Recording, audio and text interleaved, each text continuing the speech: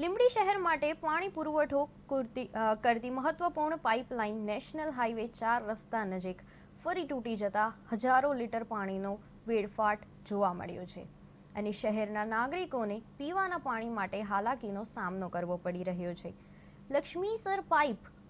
Laxmisar pumping સ્ટેશનથી લીંબડી નગરપાલિકાની line લગભગ 22 કિલોમીટર લંબાઈમાં ગઈ છે, જેમાંથી શહેરના હજારો નાગરિકોને દૈનિક પીવાનું પાણી સપ્લાય કરવામાં આવે છે।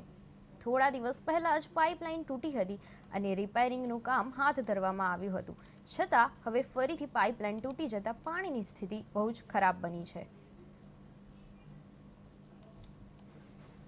શું આ પાણીની લાઈન તૂટી ગઈ, શું છે હકીકત?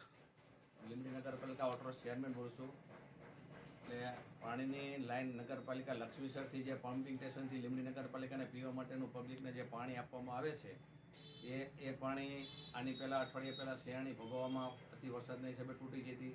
અધિકારીઓને હું વારવાર રજૂઆત કરું છું, થોડાક અધિકારીઓ કોઈ ધ્યાન ઉપર લેતું નથી અને આ અઠવાડિયામાં અત્યારે લીંબડી હાલ આજની તારીખમાં અત્યારે નેશનલ હાઈવે સર્કલ પાસે લાઈન ડેમેજ થઈ ગઈ છે। પાણી જે કંઈ જોન હતા એ પાણીમાં પબ્લિકને પીવા માટેનું પાણી દઈ શકાય એવું નથી। 2 દિવસ હજી લગભગ બંધ રહે એવું છે।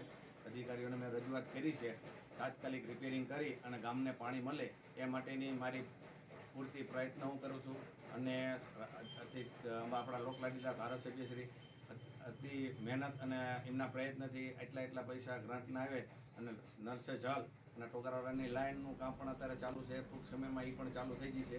અત્યારે હાલમાં મેન્ટેનન્સ આજકાલમાં ચાલુ કરી દી છે।